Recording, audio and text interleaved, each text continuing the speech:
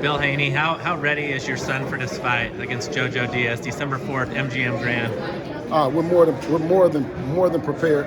JoJo Diaz is a formidable opponent. You know what I mean? Former world champion. We expect JoJo to come to bring the fight. You know what I mean? And we're also appreciative that he did raise his hand and raise his hand and challenge Devin. And of course, Devin accepts all challenges. We're just looking forward to December 4th. It's going to be fireworks. Yeah, and not to say that it's going to be something that is definitely going to decide the fight, but I'm sure there is a level of admiration for the ruggedness, the relentlessness of JoJo Diaz and his experience. Is that the biggest things you have to deal with in this fight? Absolutely, and all of the above. And we look forward to it bringing out the best in Devin. And like I said, it's a great opportunity for Devin to. What you would say coming out party, right? We got a young fighter, former world champion, a lot of experience, the ruggedness, and everything that you've described above. So, you know what I mean, we're looking forward to it. Yeah, I mean, there's been some criticism and people, getting a little bit irritated with all the great lightweights not fighting each other. It seems as if Devin is trying to put his best foot forward to say, hey, I'm going to fight basically a guy who's kind of like the OG of the lightweights and JoJo Diaz, and I'm ready for the other one. How assertive is he in his mission to get to all these fights? Well, I think that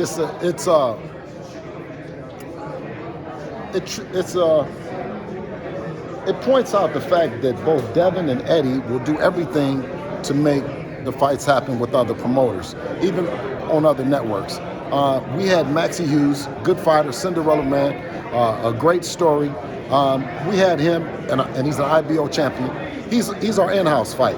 We could have made that fight, right? Mm-hmm. And that's a fight that the people necessarily weren't clamoring for as much as a JoJo Diaz. Right. What we did was we were patient. We did as much as we could do to hunt down JoJo and his representatives, right, to make this happen. And thankfully that, like I said, that he did. It's another performance in Las Vegas, headlining at a major arena for Devin. How did he react to, getting rocked by Linares toward the close of that fight? I mean, he wants to, I'm sure, come back in this fight with great authority and really take out a younger version, basically, of Linares. Another guy who's going to press him.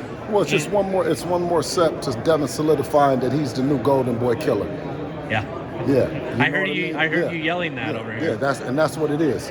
And shout out to Oscar and Mr. Diaz, you know what I mean, who stepped up, you know what I mean? And we're doing everything in our power to make these big fights happen. These fights people want to see. Yeah, it would be 2 down and 1 to go, obviously with an eye on Ryan Garcia, correct?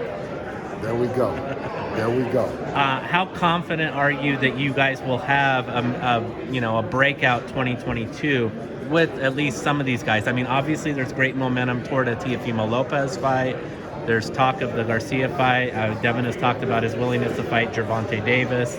Well, if I could speak on Devin being, a kid that's 22 years old, it's all the optimism in the world, and 2022, we look to have an even bigger year, you know what I mean?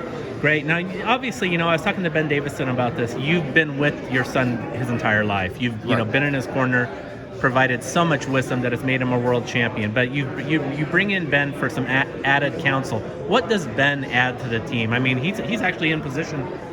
He's going to be one of the finalists, I believe, for Trainer of the Year. Listen. Ben is a great guy. Not only just a trainer, but he's a friend of the family, and he has a wealth of experience. You know what I mean? And he is and always has been a great addition. Yeah. Lastly, I mean, what do you think will be the defining message that Devin Haney leaves us with after this fight on December 4th? He's a bad man. Thank you so much, Bill.